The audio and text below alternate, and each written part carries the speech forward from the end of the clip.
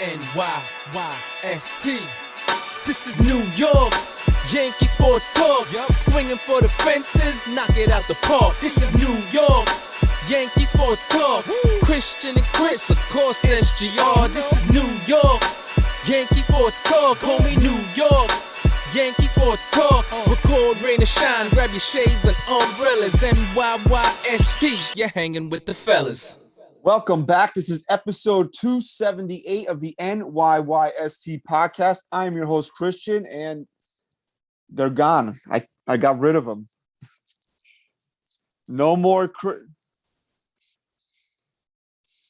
no more SGR. I'm joined this week with Pete of the Designated Spittaz. Pete, what's up, man? Wow, what is going on? I can't believe they're gone. What happened?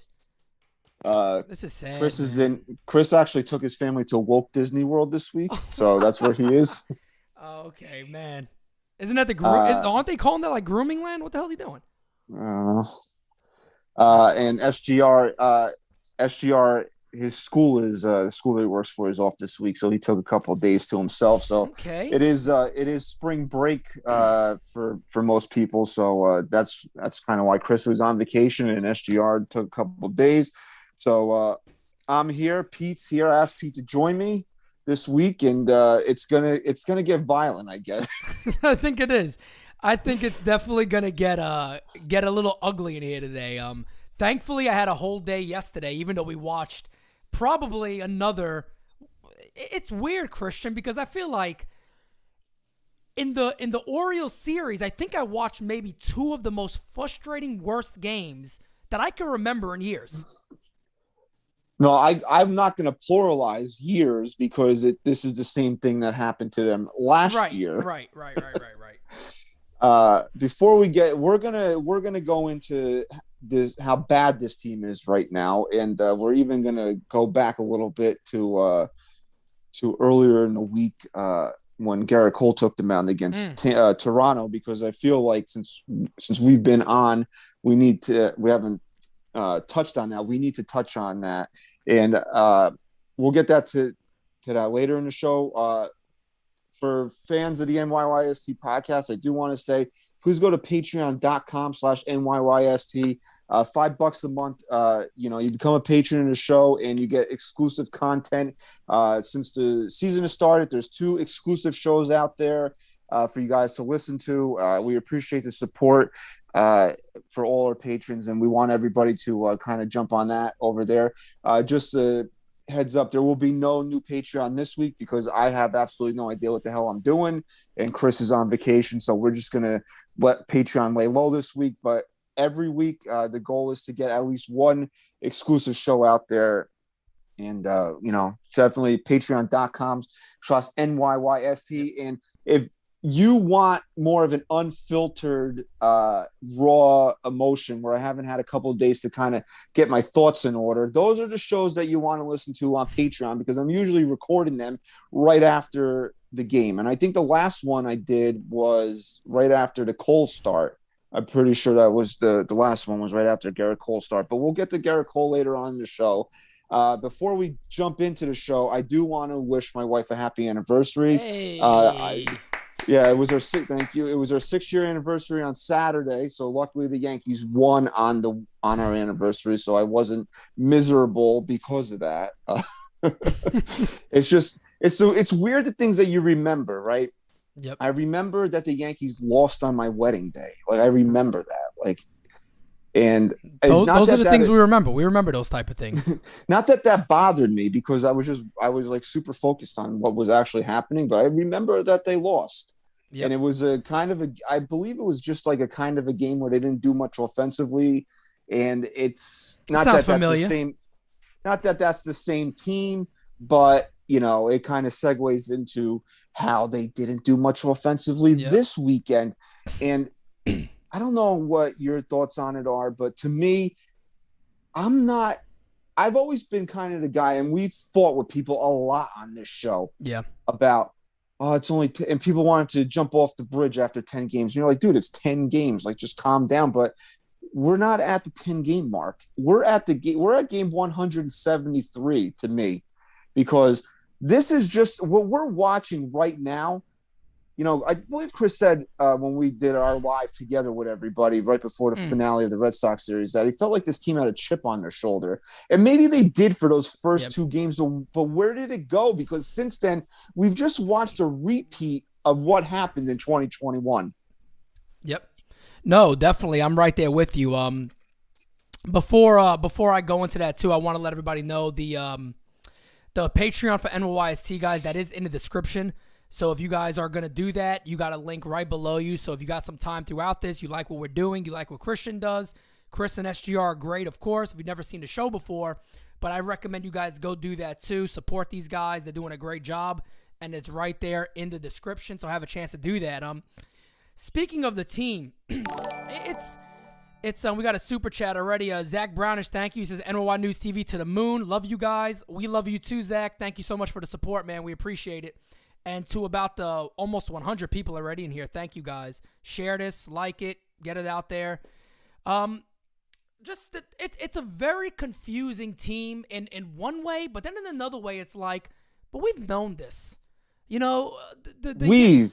known exactly. This. I don't want to say everybody all together, and everybody in the chats too. Christian is probably excited about it. There, a lot of people are telling you congratulations on the anniversary. Thank you. But just looking at this team, man, you're right what you said. It really is. It's more the same. Unfortunately, it's what we as fans that are passionate about this team have to deal with. And then when we deal with it in the way that we deal with it, we're called negative. But here's the good thing, Christian, and I think we're starting to see this more. More and more people are recognizing that, holy shit, you guys are right. You guys have been right. The guys that some have called negative have actually been the ones that are right and looking for a positive change. But we're seeing a lot of the same crap year after year, and nothing is changed. And that's the thing I think that all of us were really harping on this offseason. Now we're seeing it unfold. Well, that's what it is. And if you thought last episode was too negative, I don't know what to tell you, because I don't want to come on here and spend an hour and a half ripping this team. I don't want to be miserable watching them play baseball. Yeah. But I'm also like, I'm not the kind of guy that's going to blow smoke up everybody's ass and be like, oh, Joey Gallo's expected batting. Fuck expected batting average. I want results. Yeah. Tell me what the results are. Does Joey Gallo have an extra base hit this year? Isn't that kind of what he's paid to do? Walk and get extra base hits? Yeah, it's I don't even the whole Joey Gallo thing is comical because one of the things people like to say is, "Oh, well, you're just hating on that guy." No. We want Joey Gallo to come here and be successful. We want to root for Joey Gallo. We joke around with names with them and this and that. We want Joey Gallo to be who we expected Joey Gallo to be. But the truth of the matter is, no matter what number you pull out of your ass, since Joey Gallo has been a Yankee, I'll put it on the record right now. I would love somebody to find me somebody that's been worse at baseball. And I'm not joking. I'm not, Christian, I'm not joking. No, find somebody. I'm laughing because I'm thinking in my head that you probably are right. No, I think I can't imagine. Here's the deal. Look. I looked at these numbers. I actually sent it to you guys in a chat. I even got some more numbers to talk about how bad Joey Gallo is in his career with runners in scoring position. Horrible. I can't believe these numbers. But since becoming a Yankee, guys, he's hitting under 160. I don't give a shit how unlucky you might say somebody is. That is not unlucky. That is bad. His slugging percentage is well under 400. His on-base percentage is almost under 300. Since becoming a Yankee, I don't give a crap what he did in Texas. I don't care. The fact of the matter is, Joey Gallo, as a New York Yankee, has been a horror show. And there's no number that the Yes Network wants to throw up there, that anybody wants to throw up there to tell you, well, actually, the numbers are a bit off. No, they're not. He has been bad. That's it. He's been a train wreck since he's been here. And this is why analytics lose me. because he's expected this and expected that and blah blah. What does that mean to me? He was expected to get a hit on that. Well, he didn't. He got an out, and like you said, he's batting 160. And you want to talk about his runners in scoring position? He's got close to 40 home runs last year. Did he even break 80 RBIs? That should tell you all you need to know about how he hits in runners in scoring position. A guy that hits close to 40 home runs should be pushing, if not well over, the 100 RBI mark, but he was nowhere near it. So he's not that type of guy. Well, and look, go and ahead. the thing is, no, you're good. But just regarding that, we got another super chat too. Gio, thank you. He said, "Great job, gentlemen. Today's my birthday. And I'll end happy it birthday, listening. man. Yeah, happy birthday, man. He says, I'll end up listening with you guys. Yanks won't change unless Cashman or changes image of team. So I'm sure we're gonna get to that. But here's the thing too. Just with Gallo, the biggest problem with Joey Gallo is it's quite simple, guys. It's the same thing that a lot of sluggers in history have struggled with. He does not make enough contact. So how do you expect? And Gary Sheffield also broke this down very well. He said, look, at the end of the day, it's not a mystery on why the Yankees struggle with hitting with men in scoring position. They don't put the ball in play enough. They don't have enough guys that put the ball in play. This team is so fucked up. Let me tell you right now why. Their best second baseman doesn't play second base. We were just told last year. It's been a problem. Leaving Gleyber Torres at shortstop, they put him back there, he makes an error. And everybody puts their hands up like, oh yeah, this is normal. It's not fucking normal. It's not normal what's going on here. I don't understand. Here's what I can never put my finger on. It's not that the Yankees don't have the resources to fix these problems. And it's like, what does Brian Cashman see when this stuff happens? You know what I'm saying? Like, what does he see when he says that I need to go out there? I'm the general manager. I need to improve at shortstop. And you bring in a guy in Isaiah Kiner-Falefa who is okay on his best day. It's sickening. It's a disgrace, man. It really is. Let's be. How many games has IKF been pinch hit for already? Almost, is it every game he's played? Half of them. Probably. I mean, a good 4 to 5 already. Yeah, I'm gonna put my hand up and say I think it's probably more than that, to be honest. He's been replaced with a guy a couple of times, and I have nothing against Marwin Gonzalez, but I'm using Brian Cashman's own word against them. They stole the 2017 World Series from the Yankees. He was a major factor on that club. Marwin Gonzalez comes in, the guy the Yankees blew smoke up our ass saying, we passed because, IKF could play defense. He could hit well. We think he's going to project to become even better than what he's shown. They blew smoke up. And I remember when I said, guys, for you nerds out there that love Baseball Savant and think it's the greatest thing in the world, his Baseball Savant is a murder scene.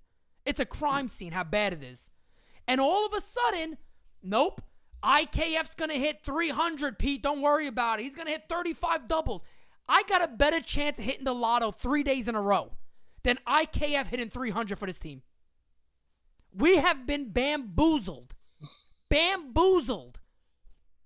It's that simple. Brian Cashman needs to find a new job. It's really easy. We'll talk about fixing the team, I'm sure. I don't want to jump too far ahead. But this team's offense obviously needs a magnificent facelift. It's that simple. Yeah, it does. It's getting frustrating watching this team do the same thing every single day. They finally get a little bit of a rally going, double play. Yep. Or, it's strikeout, and then we got to hear, and then here's the thing, right? Cameron Maybin's new at what he's doing, so I don't want to kill this guy. Right. He's getting used to the job. It can't be easy, right? Because look, go back and listen to the first probably 50 episodes that we did. We were fucking terrible. Right. Some people tell us we still suck, but I feel like we're a little bit better than we were 5 years ago. But dude, you got to be critical of Aaron Hicks. Seriously, like the guy gets thrown out trying to steal? Was he trying to steal third base? They tried to do it. Was trying to. He tried to steal third and got thrown out. And Boone, to Boone's credit, he actually had to talk to him for once. I was shocked. And Karen Maben's like, well, I appreciate what are you fucking appreciating? No. What are you appreciating? No, the Yankees top of the order's up. No way in hell do you do that. Everybody knows that. The Yankees' problem right now is that you see in their play is they're pressing. And they're pressing after 10 games, because 8 games, whatever it was. They're pressing after the first 2 series of the season. His team is pressing. Because they know. Now, they know, because we're not lying anymore. No. People that think we're being too negative and we're lying and all these guys, this is their shtick. No. They're going to be the negative part. No, we're not. Because if the Yankees are pressing after 7 games, don't you think they know it too, that this is their bullshit is just continuing from last year? It's as simple as this, and I actually tweeted this and I was laughing about it because it's actually true. I'll show you guys how honest we are, okay? I give Aaron Hicks a pat on the back for the way he's played batting. Way he's performed. His at-bats have been solid. He's hitting over 330 or whatever the hell it is as of right now. He's having some of the best at-bats on the team. Do I still respect him with men on base? No. Do I still think the rest of the year he's going to be this excellent player that we've seen early on because he's been good offensively? No, I don't think that. But this team has so many issues up and down the lineup that in reality, I'll be honest with you, the only way you fix it is if somebody in this org steps up and goes, no, enough. I'm sorry, enough. We can't keep doing this IKF thing. We got to calm down with Gallo. DJ LeMahieu has to play every day at his position that he's a Gold Glover at. This is not hard stuff. That we start there. No. I don't want to fight you, but no, we don't start. We should have started this shit October 6th last year. Yes, exactly. And it said we are going to go in a different direction for our manager. Yep. It almost didn't matter at that point. And I know one of my things was always like, things will never change as long as Brian Cashman is the general manager of this team. You're always going to have the yes man, the guy that's going to go out there and, a credit to Aaron Boone coming up with something new this year. We're on the cusp. We're on the cusp. He turned so many fucking corners, this guy, that there's no corners left for him. Now we're on the cusp, right? Almost at that point, dude, after 4 years, you just got to try something different. It's a must. You've seen from 2018 to 2021, Aaron Boone got progressively worse as a manager. Yeah, not better, worse. If terrible. you showed me him getting better and you wanted to bring him back, I'd still think you were wrong. Yep. But at least I could say, the guy got better here, and here. He didn't get better anywhere. Nowhere. The one thing that he did well was always have his players' backs and ready to fight an umpire. And somewhere along the way, he stopped doing that as well. Yeah, and he gets thrown out. I mean, sometimes I don't look for like media or stuff like that to let us know we're correct. I've never done that. But it's funny because a lot of the stuff that I got ripped about, you guys get ripped about, Chef gets ripped about, France, everybody on the network that gets ripped about, the Twins. People now are seeing it unfold and they're going, yeah, I don't like that he does that stuff. And we're sitting back saying, we've been, it's not new to us. I've been saying this for a long time. I said it last year. Everybody thought I was friggin' nuts. The minute this guy, they thought it was an overreaction. It's not an overreaction. The minute this guy said I felt like I was being bullied by an ump, he should have been fired. You know what that's like? It's like when your girl calls you another guy's name in the bedroom. Yes. No, because you're less a man after that.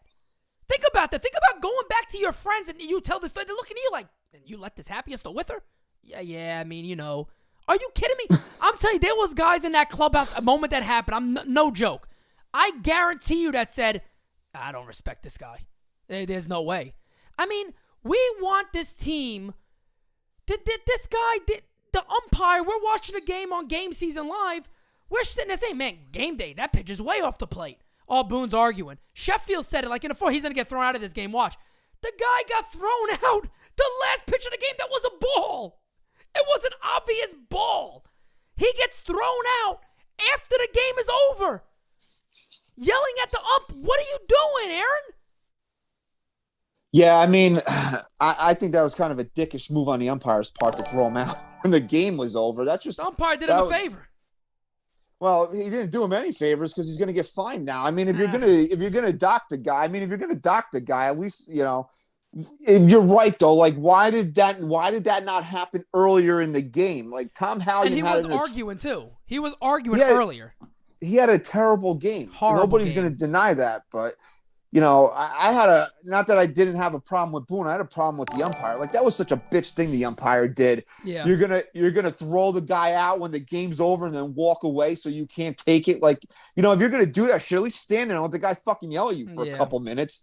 Like, that's like seriously, fuck you, Tom Hallion. You're making me defend Aaron Boone right now. Aaron Boone's a hard one to defend, but we got a couple of super chats here. Ruben says, gotta also look at the human element. A rotating lineup doesn't always get you comfortable into a legit routine. Ruben, do you like to scuba? Rod Thompson got 2 super chats, and he says, Gleyber Torres is another example. Oh, we're going to talk about Gleyber. The Yankees' failed attempt to finish off prospect development. The movement between second and shortstop has not been conductive to his development. They should trade him. Then Ruben with another one. And another thing. I absolutely love Judge, and I'm his biggest defender. But if you want $300+ million, you got to consider yourself a top 5 player in the MLB. Oh, we're gonna get put this friggin' team on your back. I definitely agree with that. We're gonna get there for sure. Talking about Gleyber Torres, though, I wanted to be positive. I really wanted to give this guy a chance. Yes, Michael, this is live. I'm saying we're answering the chat. I'm assuming you would have known that by now, my man. But just going over, coming in and seeing some of the spring stuff, and I even said that sometimes his bat looked a little quick. Christian, I'm being honest, man. This guy is done. He's done. He's Gary Sanchez all over again, and he's maybe worse. This guy's mental mind state of where he is right now is gone, and this is my issue. They a lot of times want to cuddle the young players and go, okay, we'll get you somebody like Boone that's going to cuddle you, hug you, love you, tell you it's okay. We'll put you back out there every day. It's not a problem. This team truly needs a general in charge. And I don't mean somebody that's going to say, oh, you're bench. They need somebody that is really going to put the works in this team. I told this to my father yesterday. I wonder how many people in the chat agree with me. Gleyber Torres could go out there confidently knowing his job is not on the line. Anybody in this lineup could go out there confidently and know no matter how much of a fuck-up they are, they're fine. They will not be benched. They will not be set for multiple games. They'll just do their job. That's it. They'll be right back in there. They have done nothing to show it. Nothing at all to show it. Well, look at just last year as an example, Pete. They had this issue with Gleyber. Boone called him out for some lazy play that he made. And I don't even know if he sat an entire game.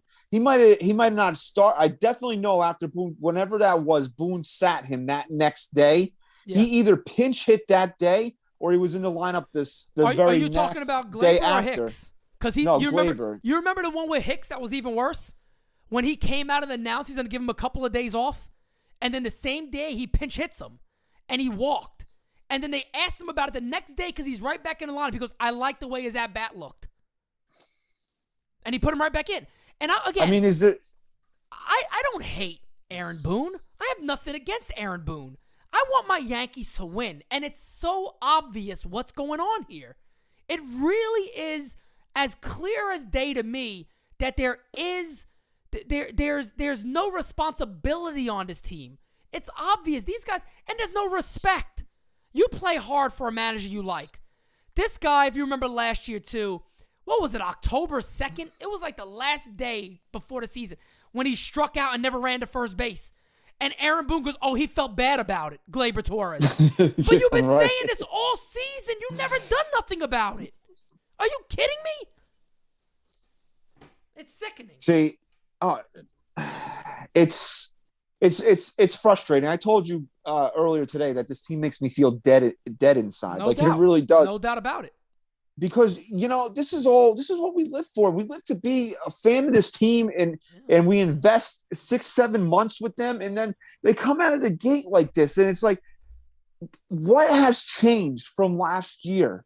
Honestly, nothing. What has changed from last year? And that's what the problem is. That's why the whole it's early thing doesn't jive for me this year, because nothing has changed. If they went out this weekend and they lost 2 out of 3, but they scored 28 runs and we're losing games 13-10, you know what I would say? You can't lose to Baltimore 2 out of 3, but the bats were alive. They look like they're going to be a good offensive team this year. It will come around. No, Pete, they scored 6 runs in 29 innings. Do that. Think about that in your head. Against the Baltimore Orioles. In 29 innings, 4 of those runs came in 1 inning. And then you get shut down completely yesterday. It's sickening. I mean, 30 runs in the first 10 games. You want to know something scary? Out the gate, the offense is worse than last year and previous years. That's scary. There's nothing that you're watching right now that can make you feel good about this team, because guess what? No, there's not. There's not. You want to sit here and tell me, well, we have a top 5 staff in Major League Baseball. First of all, fuck you. We don't. Okay. I'm sorry to put it so bluntly, but the Yankees don't have a top 5 staff in Major League Baseball. Okay. No, I just don't. I agree. They don't. And you're already starting to see chinks in the armor. Maybe not so much in the starting rotation, in the pen, but Jonathan NyynewsPete is not the same guy right now. No, he's being used. Now, whether that's the same shit. I mean, but this is the funny thing. It's almost like it really is and I'm happy you brought that up earlier. It's like, and I'm not taking anything away because some people can't do podcasts. They don't have the means to do it. They're not interested in doing it. But we are interested in doing this because, one, we don't mind being on camera. We don't mind letting our opinions always be heard and being blasted for it or thanked for it. But we come on here. People got to understand, we take time away from our family, sometimes hours and hours. We do this all the time, almost daily. We're talking this stuff daily. We want the New York Yankees to succeed. So it's very hard on us to be on here all the time and saying, but it's wrong again. It's bad. This is wrong. This needs to change. This is not something that we intend to do or that we look forward to doing. We are ripping the Yankees because we want to see improvement. It's scary to the point that we know how bad they were offensively last year. And in 10 games into the season, they are worse than that. That is scary. Joey Gallo, again, I say it, since joining the Yankees, might be the worst offensive player in baseball.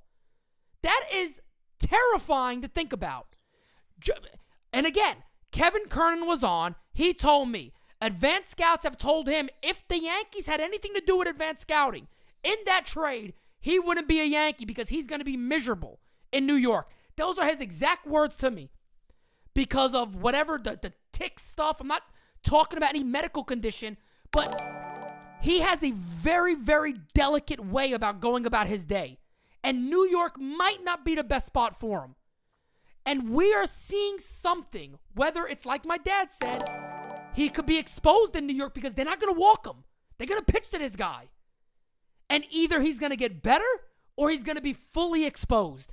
And right now, guys, we're seeing a guy that may never recover from this. Never.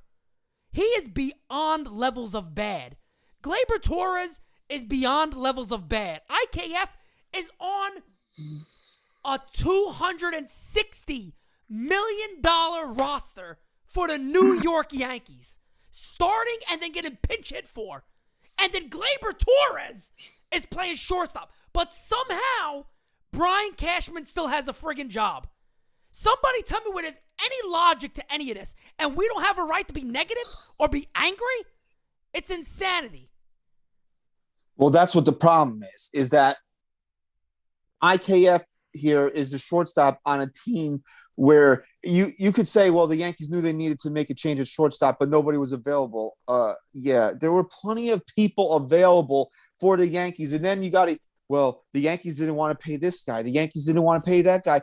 You fucking traded for Josh Donaldson. Bingo. I will take that to my grave, Pete.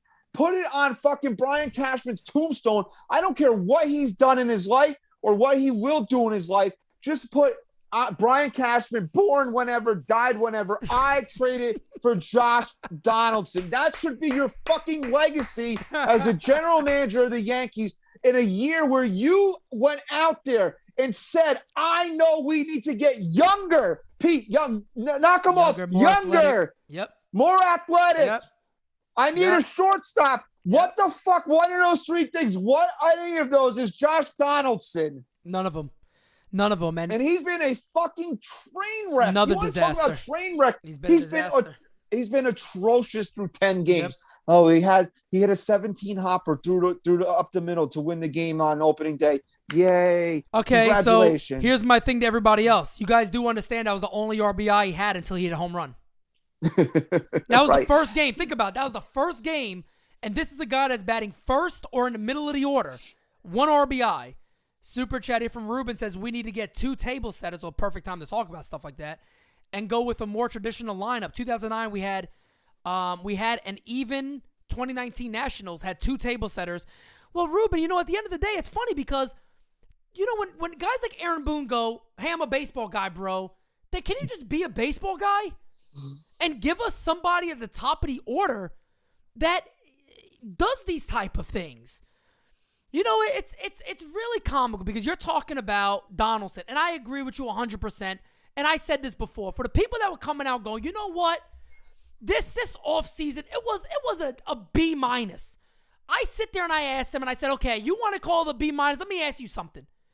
In any type of offseason that you constructed in your own mind, whether you were doing analytics, playing MLB The Show, writing it on paper, dreaming about it, fantasizing about it, whatever the hell you were doing, did anybody ever say, go get me Josh Donaldson?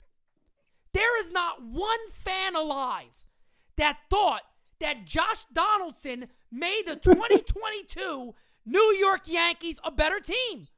Now, I'll say this. Do I like the idea that he came in with this chip and he's one of those raw guys and maybe he puts a little backbone to this team? Yeah, sure.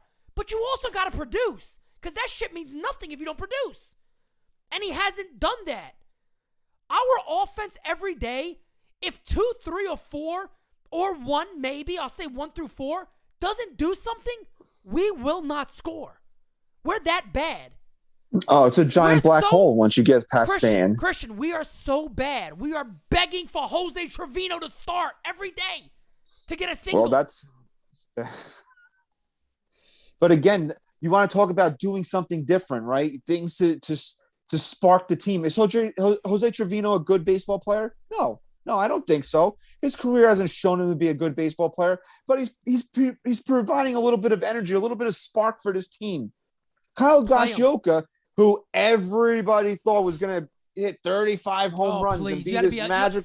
You had to be a fucking moron. I'll say it just like that because, Christian, you said it. We all said it in the chat. Take it easy, everybody. Pull it back a little bit on this guy. Because we've seen it. I mean, this is what my problem is. The people that argue with you, I wonder if they actually watch baseball, or if they just bury their heads in computers. Yes. Because Kyle Gashioka got a run last year. You can't say that he didn't get a decent run last year. He was the starter. He was named the starter. And what happened when Kyle Gashioka started to get regular playing time for the Yankees last year? Exposed. Oh, exactly. He's not a Major League Baseball player. You want to say he's a backup? Fine, but he's not a starting player in this league. He's not a starting player on a team that their owner has the balls to sit out there and tell the media that we're a World Series championship team. Yep. Really? Kyle Gashioka is your starting catcher. Yeah. You're going to sell that to me? Yep. When Jose Trevino is outplaying him and you got people like me saying, Jose Trevino should start for the Yankees. Yeah. Like, I'm sitting there when the trade is made. I'm like, okay, like Jose Trevino's a Yankee now. Like, this is the things that we're worried about, trading for Jose Trevino. Right. But the Yankee, I mean, the guy's played well for them. Played very good. And it's funny because even going back to the offseason, that's why I love that we do shows and we're all on record. So it's not like Twitter where we can go and maybe delete something, get rid of it, change our mind up a little bit. Never have any other record besides that. We're on record all offseason. And I could tell you guys like the back of my hand what I was saying and what we were saying. But one of the main things I talked about when it came to getting rid of Gary Sanchez, I said, look, I really don't care who you put behind the plate, but you got to really improve the other areas if you go down the route of saying, I'm going to get a defensive-minded catcher that's really going to work well with the starting pitchers. Do I think that's a good idea? Yes. But you guys brought it to us with IKF at shortstop, Aaron Hicks coming back, Josh Donaldson at third, and then you sat there and said, we're a much improved club. We're a World Series contender. Look, you had to just be blowing smoke up the Yankees' ass to really sit there and go, you know what? Looking at this roster right now, there's no doubt we're better than the Blue Jays. We're better than the Rays. We're better than far better than the Red Sox. And when it comes to teams like the White Sox and them, they're in weak divisions. We'll beat them too. Nope. You had to be out your mind. Look, man, you know what the problem. Everybody knows what the problem is now. It's Brian Cashman's vision for this team, right? What is it? That's the problem. That's another problem. What is the vision? Because he's going out there and telling people like he's strutting around like he's fucking Ric Flair circa 1986, like he's the nature boy. Like, woo! I spent $260 million on this team. You're proud of that? Yeah. I hate repeating that over and over again, but he was like proud of the fact that he spent $260 million on this team, and this is the return we're getting. This team is highly average. Oh, okay. If that, it's comical because the funny thing about a team like the Yankees, and I'll tell you guys this, they'll go on a run at some point. They'll win a few games in a row. It happens. You know why? They have such good players that will make up for some of the games that they just aren't good overall. That happens in baseball too. You'll have Aaron Judge and G tag along with each other for a week and a half, where they're just smacking the ball left and right. But when those guys aren't doing something, this team has no damn shot to win anything. And I'll shout out their rotation. It's been phenomenal. It's been phenomenal in the first 10 games. Yeah, we have the whole, they haven't gone long enough. They're 75 pitch counts and all that crap. But performance-wise, they have been good. The bullpen already is getting hammered, and we are not even out of April. If that's not a red flag along with every other red flag we have on this team, that's an issue. I'm going to give you guys one more issue that this team has that's major. Even if you believed in this club, even if you're Aaron Boone and you're Brian Cashman, you sat down and go, you know what? This is the one. It's impossible that Gallo will be as bad as he was last year, that some of these guys aren't going to have bounce-back years. We truly believe in Aaron Hicks. He's going to be better. Even if that's the conversation you, in your heart, believed it. When it starts to happen again, 3 years in a row, don't you think at some point you put the team first and you say, you know what? Torres isn't who we thought he is. Gallo is not who we thought he is. Don't you at some point say to yourself, hey, Brian, look, I know you want me to play these guys, but we got to have a short leash. We can't keep doing this. That's what a baseball guy, bro, would say. Right? So people even want to, but how do you replace Joey Gallo? You replace him. He has 1 year. You replace him. How do you replace Gleyber Torres? Guess what you do? You say, Gleyber, come here. Sit the bench. DJ, I need you to take charge of this team. Go at second. You're there for good. Start playing. Until you fail, you're playing. Until you lose that spot, you're playing. Shortstop. Why do we keep talking about prospects? Call the guy up. What is the worst case scenario that's going to happen? You got to send him down? Who gives a shit? Call Peraza up. Let him play. Brian Cashman already came out and said he's a great fielder. He's probably the best fielder. Any scout, he's the best fielder in the Yankees organization. Why is he not here? There's no reason him and Florial should not be on the team right now. I'm sorry, you can't. Spot on. Why are they not here? Why are we going through the same thing? You can't sell me on the fact that they're not here right now, because what are the other options right now? Joey Gallo has been abysmal, okay? That's not to say that Joey Gallo should lose his job completely. Exactly. Give Florial a week up here. Let him see what he can do. If he gets hot, he continues to play. And Christian, too. You could even rotate him around. You don't got to say, hey, you don't got to call him up and go, hey, we're doing this because of Gallo. You can literally just call him up and go, you know what? We actually think this kid could provide a spark. We're going to move him around. And maybe you sit Gallo a little more than everybody else. But you move him around and get something new in there. You don't have to protect it.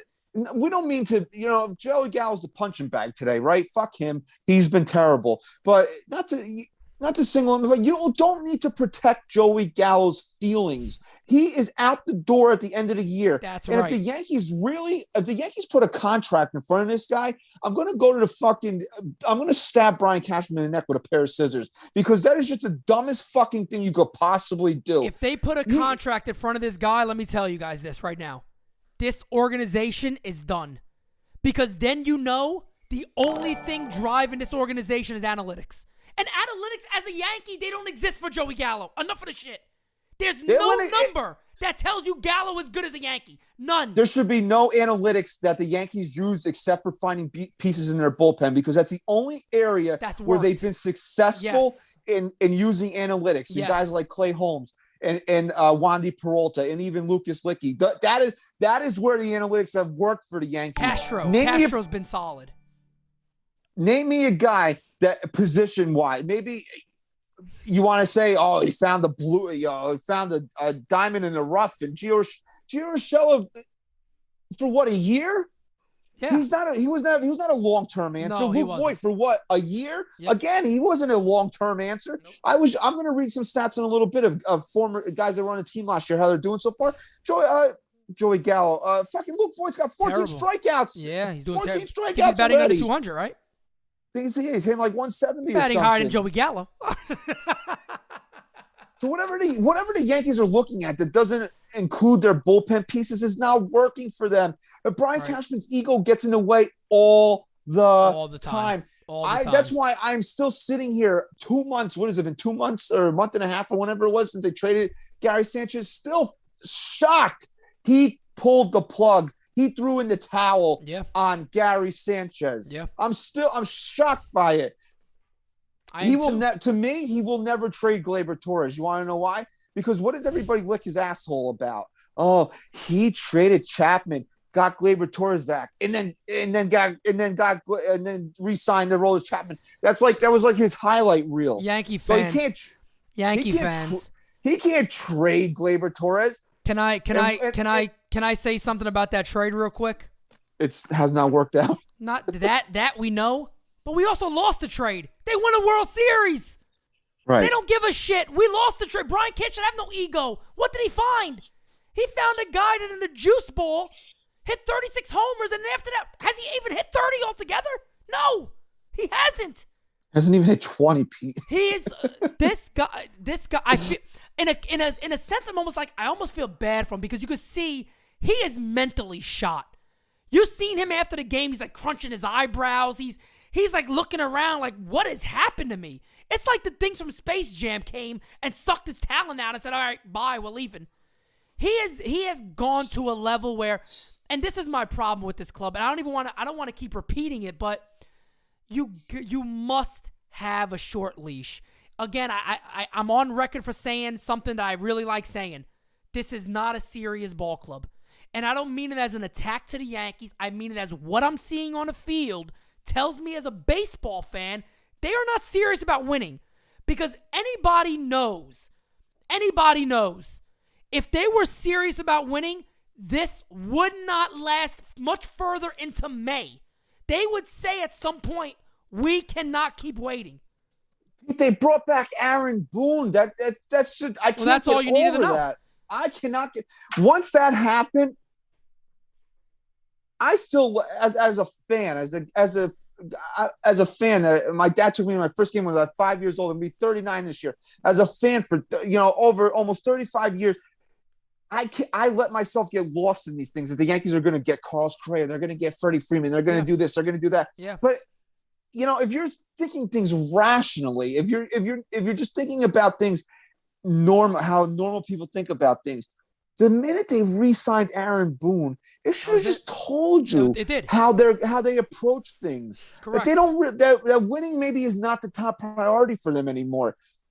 And I use this stat all the time, and I want to repeat it until people start getting it through their heads. No manager in the history of the New York Yankees, who have been around since 1903, has been allowed to manage a 5th season of this club without previously winning a World Series until Aaron Boone took the field as manager on opening day this year. That's a great stat. Is fucking mind-blowing that after 4 years, when if Brian Cashman took Truth Serum, he would have to tell you that he, in his heart of hearts, does not think Aaron Boone progressed positively as a manager. He cannot tell you that. There's no way. There's no way in hell he has. And we have another super chat in here by Jordan Blackwell. Says they needed a galactic shake-up, and they brought in JD, Josh Donaldson, as if it is still 2015. And anyone who said something was labeled spoiled. And it's a part of what's going on in this fan base, and it's funny because, a lot of this stuff is really being uncovered now, and the real Yankee fans that are coming out. I don't like calling somebody a real fan or not, because again, you fan how you want to fan, but there's a lot of people coming out now saying, you know what, we could have done better. You know what, this probably isn't the best way to go about this. You know what, maybe Boone is an issue. Maybe Cashman really is a problem. Maybe all the cash card stuff actually got to this guy's head. Maybe it really did.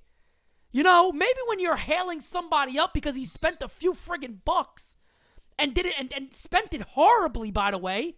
Because if you look at the Yankees roster, we're smart enough fans that we can actually do this in our head. Who are the top paid guys on this club? Let's think about it. Oh, Garrett Cole, Giancarlo Stanton. Okay, those are like the 2 top guys.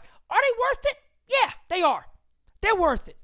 Now let's kind of peel the onion back a little bit and go, okay, why is Aroldis Chapman still here? Somebody explain. I see everybody in the bullpen better than him. Why is he here for? Why are we giving Aroldis Chapman $18 million? You mean to tell me the White Sox or whoever traded could go out there and trade Craig Kimbrell, but Brian Cashman could not move Aroldis Chapman to save, even if he paid $4 million and gave him a good prospect? You're still saving $14 million. Even if he paid $6 million, you're saving $12 million. You mean to tell me there was no way of doing that? We got a good month out of him last year. He's already trying to lose. I mean, he comes into the final game against Toronto, and he walks the first 3 guys. Sickening. At that point right there, and you got to give credit where credit's due. Last year, I can even probably say this last year, Boone wouldn't have taken him out of the game. I agree with that. He went in there and he got him. I do. Michael King came in there, saved the Yankees. Imagine how we'd be feeling right fucking now if Michael King didn't come in there and save the Yankees. Yeah. Michael King, think about that, how far we're falling. And I like Michael King. I think he's great in the bullpen. Leave him there. But think about mess with him. Yeah, leave him in the pen. But think about it when we need Michael King to come in there and keep the Yankees as a 500 team through 10 games. That's right. That's what we're witnessing, But and that is, I hope people do understand. I think they do. Christian, myself, again, everybody at this network, this is not our goal. Our goal is to change the Yankees. That is truly our end goal here, is that we are voices that we don't have to be, we're the front and center. We don't give a shit about that. We care about the Yankees. We understand that there is a real push among maybe a younger fan base that everything is okay because maybe they just haven't seen winning. Maybe they don't know what winning is actually like. Maybe they don't recognize an organization because I'll tell you what, if we sit back and look at this organization now, I don't recognize it. I don't recognize the greatness of being a Yankee. You couldn't do this stuff in 2001, 2002, 2003 on the same teams of Derek Jeter, 09 with Teixeira, A-Rod, CeCe. You couldn't come up here and shit the bed. And everybody it's fine, keep doing it. No, it never would have happened. the line of demarcation for when this organization turned is when Derek Jeter broke his ankle in the ALCS in 2012. Yes. Then they got, you just saw it right there. They got really old. They got boring because they were old. You saw it, and they were stuck because they couldn't get rid of. They had to wait till these guys phased out. And then, they made that one big push in 2015. They signed Beltran. They signed McCann. They were okay, but again, they were old. They faded out towards the end of the year. And then Brian Cashman, he went up to Hal and he said, "Give me the keys. Let me run this team." Yep. And Hal said, "Okay. No problem. Run us to the ground." And to Brian's credit, man, you really felt like in 2017 that it was going to work. You really did.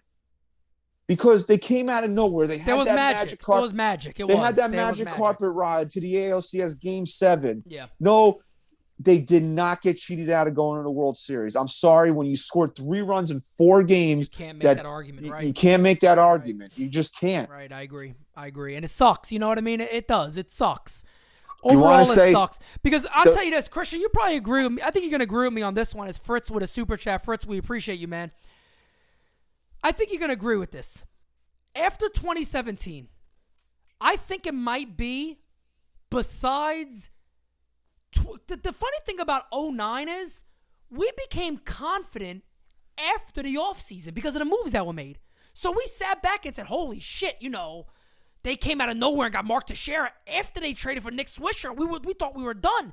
They got CeCe Sabathia, but then they also got A.J. Burnett. So we became confident, like, oh yeah, the Yankees we're going to be World Series or bust this year. Like, there's no doubt about it. But 2017 was so good, and it ended, even though we were like, oh my God, I can't believe how this ended. We all felt, oh my God, guys, this is our 95. We're going to win next year. We're going to win. We got to have a good offseason, and we're going to win. And after Joe Girardi made the move and he didn't call, I remember I went nuts and I said, you got to fire him. You can't make a move that bad and fire him. But then after the game, when a guy like Todd Frazier comes out, who I think everybody in baseball respects and goes, we won the game for Joe. We are going to win this series for Joe. And they had a meeting and he spoke up and said, we're going to do it for him. When that happened, they did it. They should have never got rid of Girardi. And I'm not sitting here saying I said they shouldn't have. Because I think Boone was the right move then. I like the idea of getting Boone. I'm not going to go back on it.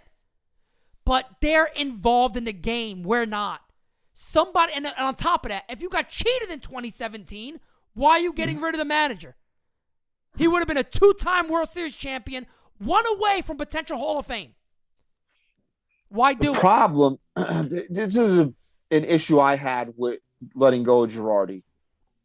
If you didn't think he was the guy to manage this next group of guys, why don't you get rid of him after 2016? Why'd you give him that first year with these guys? That's right. With Judge and Sanchez and all these guys. But you want to know why it's such bullshit, Christian? You notice why did they bring him over for?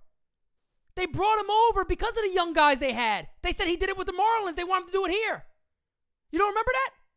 No, I do remember they did it that. With Kennedy and all those guys. That was the idea of it. Bring him because over. He was more the football coach, the tough guy, and they didn't want the laid back. That's you right. know, and I don't want to disrespect Joe Torre. I love the fucking guy, right?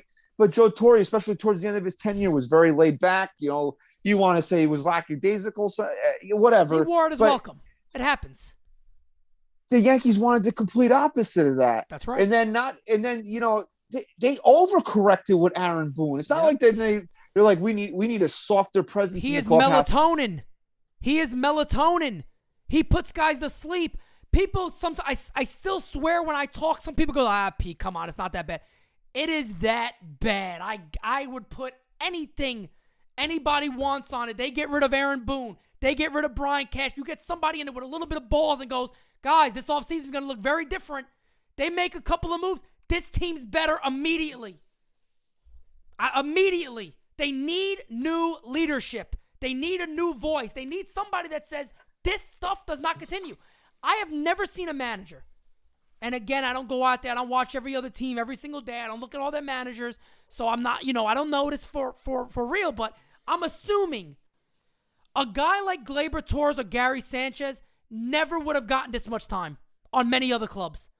At some point, somebody's going to say, you know what? I'm not dealing with this no more. I'm not going to deal with this guy. Either you improve and you show it, or your leash is so short that you don't fucking play.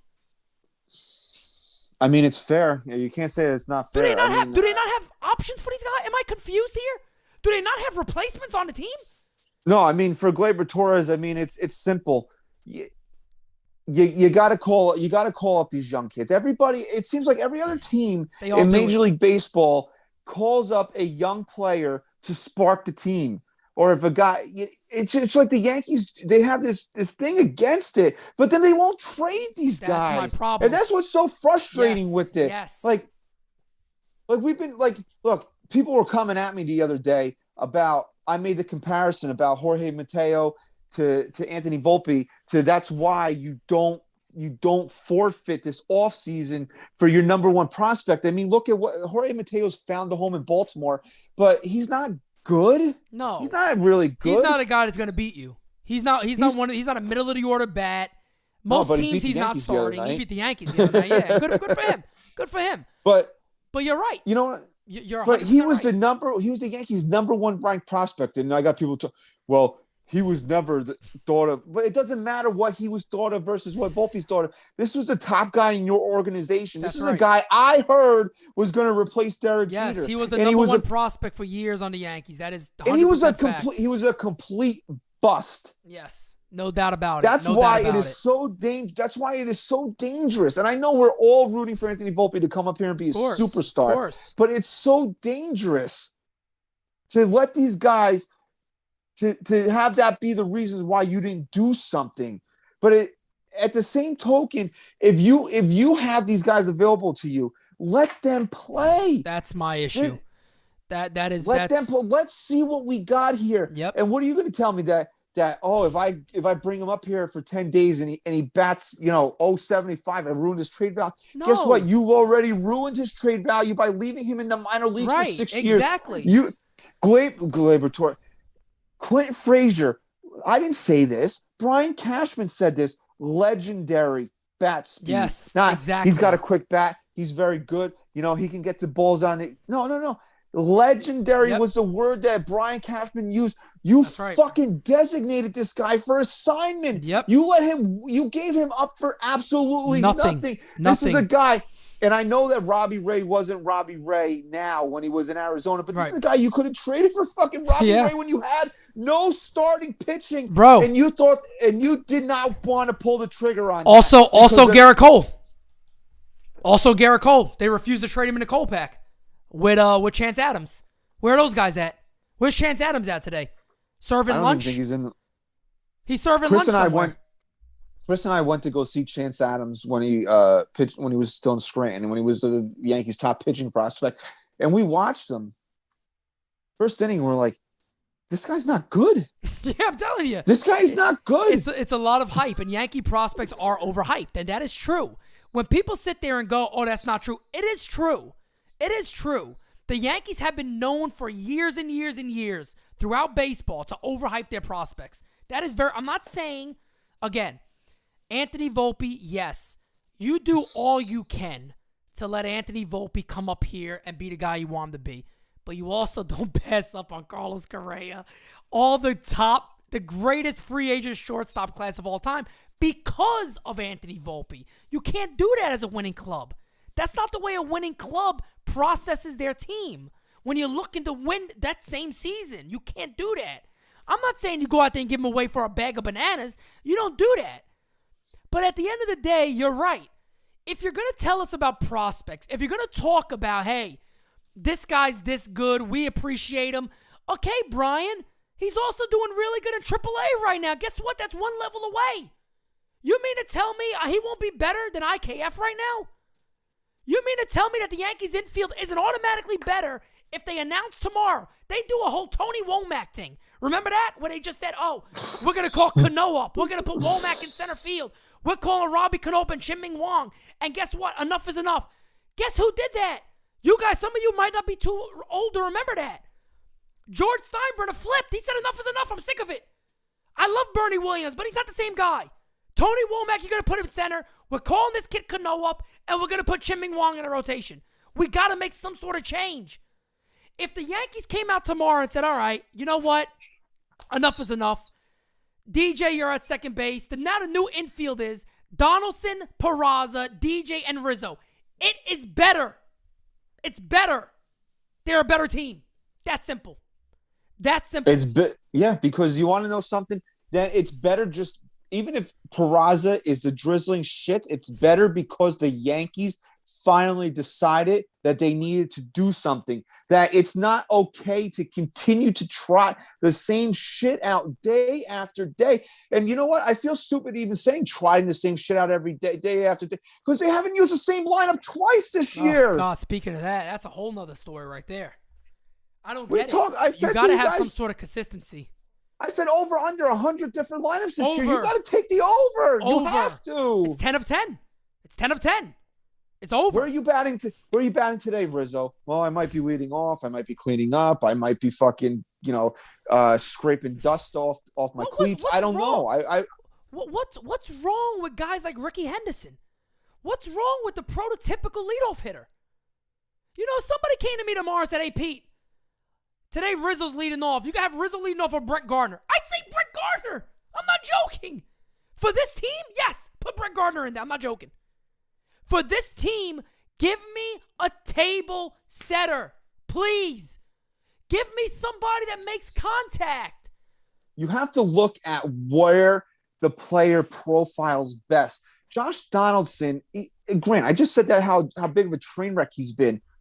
Where's he going to provide the most value for this team? Not batting leading off? No. Or being in the middle of the lineup trying to drive in runs. This guy's been a premier hitter in the league. He's not a fucking singles hitter that's going to go out there and steal 25, 30 bags. He's a guy that's supposed to go out there and hit 30 home runs and drive in 100 runs. What are we leading him off for? That's right. It makes, and again, this is what is so frustrating about this team, is that can this team win a World Series with certain changes?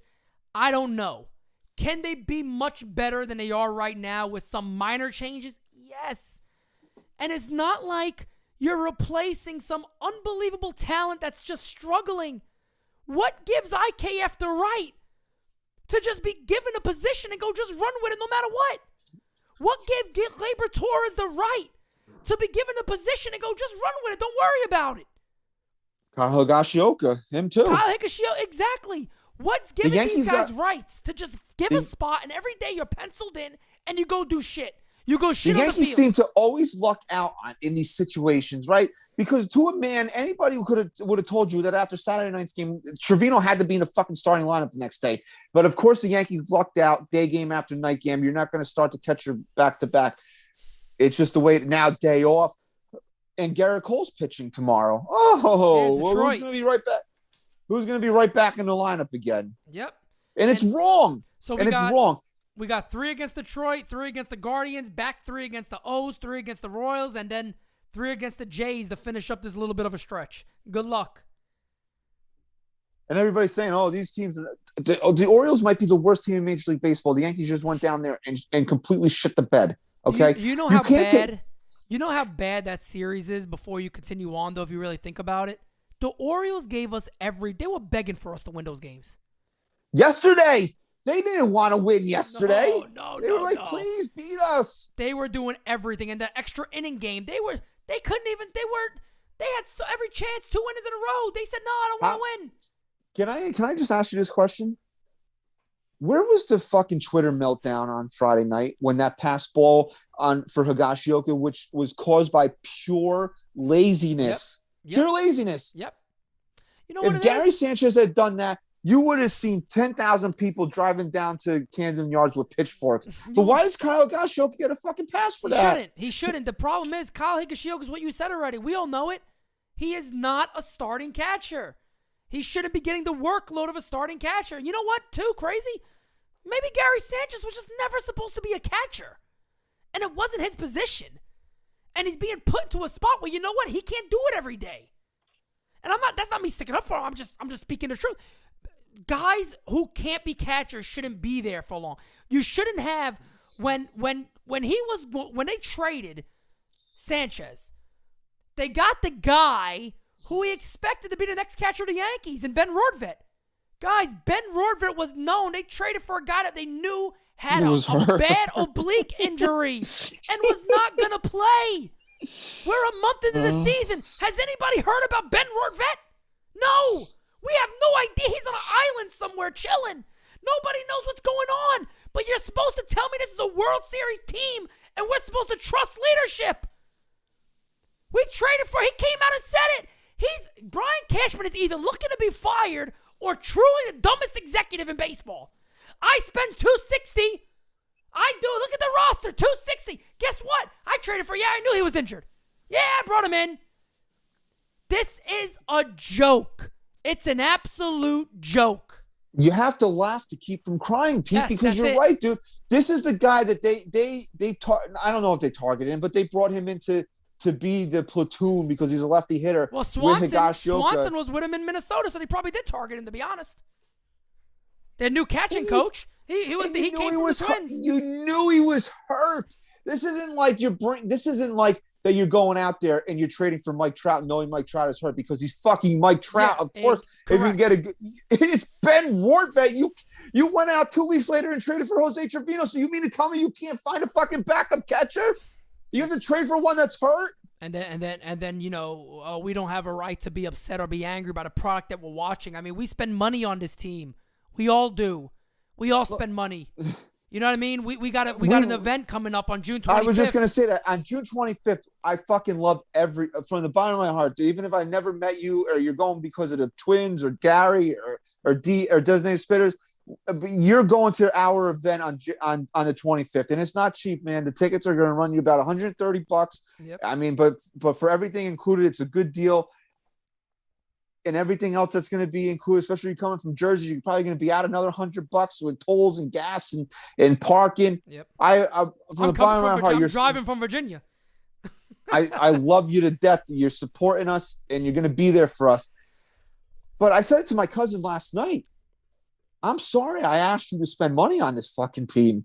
I really am. Like, I feel I'm embarrassed. Like, we're going to. My crew, the people we're going with, we're taking a fucking bus in. I'm asking you to put out $250 almost to come to support me, but to go watch this team. Well, that's what it's about. I had a lot of people message me that too, and they go, Pete, we're coming because we want to support you guys, and that's the idea of it. You know what I mean? Look, that's truly the idea of it. With the tickets too, guys. My fiance just put it in the chat, so if you want to go grab those tickets, go do it. We're going to get an update soon to see if we can get another section or whatnot because it's doing tremendous. The love for NYYNewsTV is really amazing. It really is. Chris just says, Chris Game, I think it says there. He says, I got 3 tickets for the 25th. Can't wait to see the boys.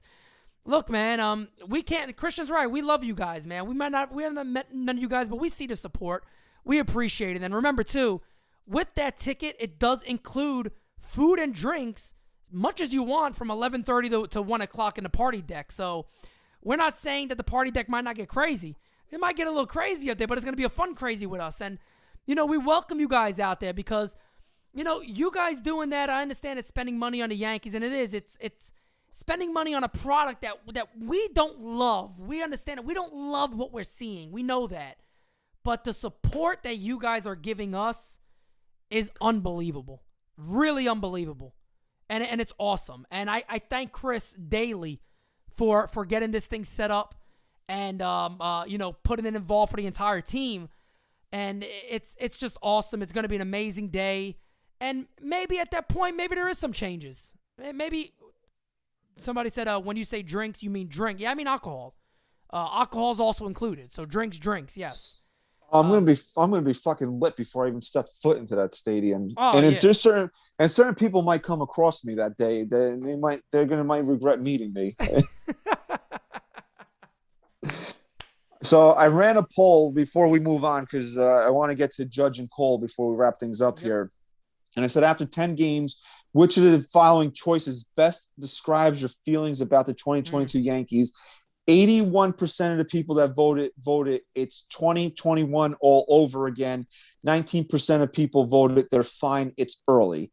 So you could see, and I don't like doing this, but I'm going to. There was a clip from I believe it's the Short Porch is the name of the Barstool pod. Yeah. Where they said, and it's true, it's the vocal minority. Yeah, it is. That is that are the ones that are screaming about, oh, it's fine, or wins, whatever the wins created plus or whatever.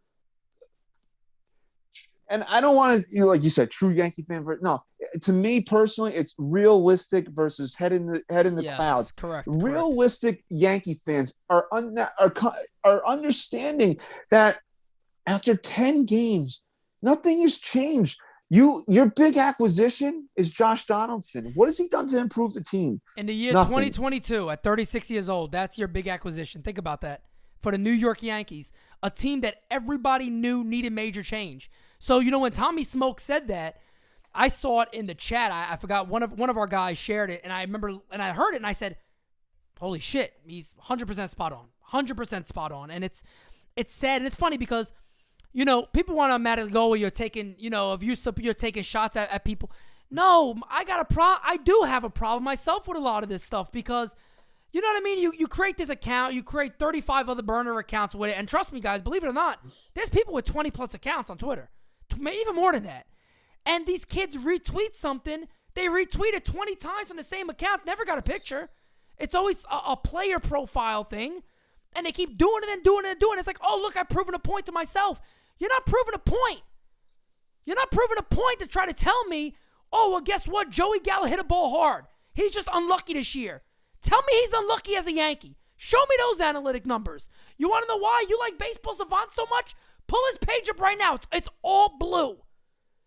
You know what that means? He sucks. As a Yankee, Joey Gallo sucks.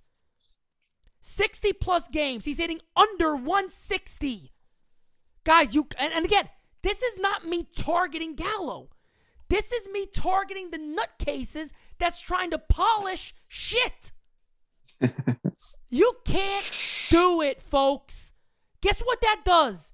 That makes a narrative that now Yankee people even go, yeah, they're buying it. Hey, Yes Network, start throwing those analytics on there that people eat it up. You don't think that shit just started this year out of nowhere? They're throwing on that, oh, Joey Gallo's actually unlucky, hits the ball hard. 85% of the time that's a hit. Typically a ball hit that hard, they got about a 6'10" batting average. He's hitting 140. What does it matter? I put a tweet out the one day. They all attacked me. They're like ants. Same accounts. Boom, boom, boom, boom, boom, boom, boom, boom, boom. I put a simple tweet out. Who cares how hard that ball was hit? In reality, the batting average on it is 0. He was out. Well, when he typically attacks and hits it that hard, usually you get a hit. No shit, Sherlock Holmes. Are you that? Yeah, you don't think I'm that fucking? I don't know baseball. I've never watched my entire life. That we don't know that when you hit the ball hard, you got a better chance of getting a hit? Fact of the matter is, it's not a hit. That's not the reason he's batting 140 as a Yankee. I mean, what would you rather have, Pete? Would you rather have how Luis Gonzalez is hit to win the World Series or Joey Gallo lining one out to second base? I wish to God Luis Gonzalez hit the ball 140 miles right at shortstop and Jeter caught it, and that was the game. I want to shout out a couple people because I said that I would if they voted in a poll. Patrick, the OG of NYYST. You got H, Michael Chards, Juan79, and our boy RB Beltran. RB. So before we move on, I just want to make this statement here. You could definitely tell, based on how they discuss the Yankees on social media, you could definitely tell the people that have had their feelings coddled their entire lives. Oh yeah, it's plain as day.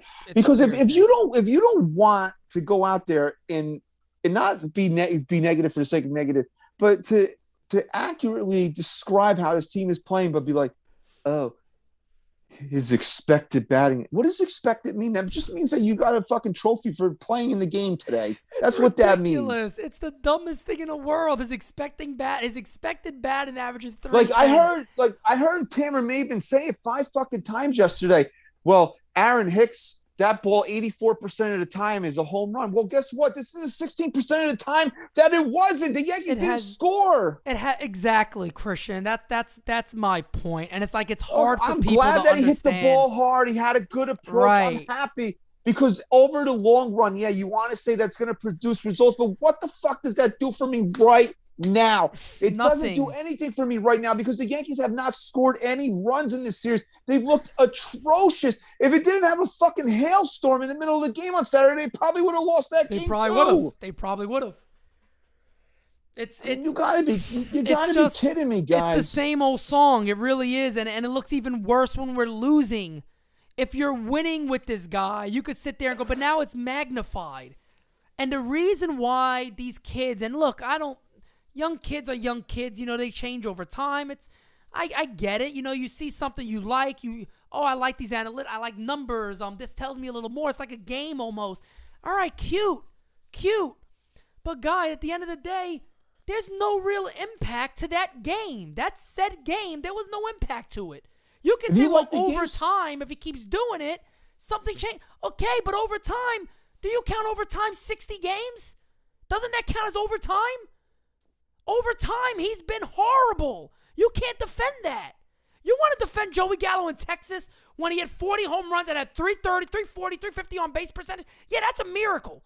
He's probably the only guy that can do that. I give him credit for that. And hit 200. I give him credit for that. But he's not. He's nowhere near that guy on the Yankees. I mean, if you love the game so much, go outside and fucking play it. No, they don't know how to do that. Seriously. They'd rather use a calculator. I was fucking terrible at baseball, but I played up until my senior year because I loved the game. Baseball, right. And I learned, how I really learned the game? My senior year of high school is when I really learned the game. I barely had enough innings to earn a varsity letter. What is that, 10 innings? I think it was in my 10 innings? 10 innings. I sat there and I learned how to fucking score a game. I sat there with the book. Everybody was like, everybody was, all the kids that, because we had a new coach that year and they really didn't have any cuts because, they didn't really have enough people to play or whatever. And all these kids were like, "Oh, coach, let me play." And I just sat there and I'm like, no, I'm going to fucking sit here and score the game. I'm going to watch the game. I'm going to see. That's how I learned the game. That's get outside, learn how the game is played on the field. And then maybe you won't be so concerned with expected batting averages. It's a shame. His expected slug. What the fuck does that? You know what? I expected to get laid on my prom night. It didn't fucking happen. Right. Does that mean that I get to go home and tell my friends that I got laid on my prom night? Right. It's ridiculous too because what is the Yankees' expected record? What do they only expect? So far this year, have they only lost one game? No, they're 5-5. It doesn't. It's like The Rock. It doesn't matter. It doesn't matter. Anything that says it is expected average. Okay, what was his batting average? Okay, 160. He batted 160 this year. Yeah, but it doesn't matter. He hit 160. What does the record book show? That he hit 160. His baseball card shows what? That he hit 160 in the back. That's what he hit. That's for anybody. Gleyber Torres. What are you going to tell me about Gleyber Torres that he's doing good? What is it? What's the stat there? The Yankees in the midst of the playoffs. What are you going to say? Beginning of the year, they are expected to make it? It's a joke. It's a joke. I'm not saying, and again, I'm not saying you don't use these numbers for some value, face value, whatever it is. Same thing with batting average. You can see batting average for certain plays and go, you know what? But that's the beginning of the story for this guy. Because let me show you this. He still drove in 100. He did this, that. He did all that. He plays great defense. Okay, you can have a conversation. Same thing with Longshang. Same thing with all these things. But when you make it the do-all, end-all, and you stick up for guys that aren't good baseball players by making excuses of something that is expected by the way he hits the ball, that is crazy. That right there is crazy. That's simple. There's no other way to define it. That type of stuff works when you're looking at when you're looking to make a trade and you're trying to find value somewhere and be like, maybe things will turn around for. But when it's actually, when you're actually seeing how things are manifesting on a team that is struggling to score runs, it doesn't. You're right, Pete. It doesn't matter. It just doesn't. And that's you like you just said, it's that simple. It really just doesn't. Does it tell a story? Okay, cute. I give you it. That's cute. But guys, it has no end result that is different than the result. That's it. Win and loss is a win and loss. They want to do it individually with pitchers. I get that. I understand a little more. Well, their win and loss record wasn't great, but the guy had a 2.16 ERA. Yeah, so that doesn't mean he was bad. I understand that. But there's ways on a pitcher that you can look at and go, you know what? He really wasn't bad. With a guy like a Joey Gallo, unfortunately, with the Yankees, there's nothing there that says Joey's been tremendous. Joey's been unlucky. There's nothing there that shows that since becoming a Yankee. 60-plus games. It's not 10 games. There's nothing that shows it. Gleyber Torres, there's nothing that shows it. IKF, all you got to do is go on his Baseball Savant page. Just see what type of player he is. He's one of the softest contact players in the league. All of a sudden, he's coming in drilling doubles left and right. Everybody said, why? What made you think that? You thought that way because the Yankees got him. That's why you thought that way. You didn't think that way. When he went to the Red Sox, everybody would have said it. Oh, good. He's not going to worry us. But no, he went to the Yankees, so we had to find him to become a god. It's a joke. Stop it. Go outside and play baseball. Go outside and learn the game. All right, so there's a couple of other guys who honestly, I love these guys. I really do. And it's going to pain me to rip them. But we have to, because we have to be fair. That's the one thing I always wanted this show to be about, is to be fair, okay? Damn right. It doesn't mean now that I'm hopping off the fucking train or the SMD tour is over. But Garrett, you gotta shut up, bro. I can't fucking deal with the shit that this guy says anymore. Pete, man. He got fucking brutalized by fucking Vladimir Guerrero the other night. Yep. And I get it. Vlad Guerrero is he's a monster. He's a beast, whatever superlative you want to use. If Shohei Ohtani doesn't exist, he probably wins 3 of the next 5 MVP awards. He probably should have won it last year, in my opinion. I agree. I said the same thing. I agree. But you cannot, if you listen to the words that are coming out of my mouth. Nobody's blown more smoke up Garrett Cole's ass outside of fucking Amy Cole than I have. Okay? I love the guy, and maybe it's because I love what he represents, and I need to believe in what he represents to this team of being a legitimate ace, top 2 or 3 pitcher in the sport. Maybe I just need to believe in that. Like kids need to believe in fucking Santa Claus, okay? And I'm sorry if anybody's watching. Santa Claus, he died a long time ago, okay? It's your mom and dad, all right? But Garrett, you were brought here to fucking dominate, not be okay. And that's another thing. Do you want to talk about these lost people? And Garrett Cole, what did he pitch? 5 1/3, 5 2/3. And that's another thing. I wanted to ream Boone's fucking neck the other night when he took Garrett Cole out of the game. Because you want to know something, Pete? And you bring him. First of all, I was stunned. I was stunned that he brought Garrett Cole back out to the game in the 6th inning. Right. He gets to. I believe he got the first out. Mm-hmm. He gives up the fucking double to Vlad Guerrero. Why are you not going to get him right there? Yeah. Okay. Now you're saying to yourself, that's my guy, that's my ace, that's my horse. I'm going to let him finish the inning. He gets the next out, and then you fucking pull him. Then you pull him. Why? What was the point of letting him face the batter after Vladimir Guerrero if you're not going to let him go out there and complete the inning and try to get the fucking win? There's no logic on this team, and that's what it is. And I think that's what bothers me more than anything, because when common fans like us can watch these games and tell you what's going to happen, it's unbelievable. And really, we're not in the position to sit and go, we could be coaches. We should not be able to so easily understand what outcomes are going to be with this ball club. We shouldn't be able to do it. We just shouldn't be able to do it. It's crazy. And for Cole, I mean, the excuses, stop. Can somebody in the Yankees PR department go, hey, Cole, we just put out a tweet. Can you read it? Stop. We just literally said no excuses this year. And you're the first guy out there, the most expensive guy in the team, the guy we've all put our heart and soul into, saying, damn, you talk about a guy that's an old school workhorse pitcher. You only got a few of them left. You're one of them, Garrett. Be that guy. If you got beat, you got beat. But I need you to beat the Red Sox. I need you to beat the Jays.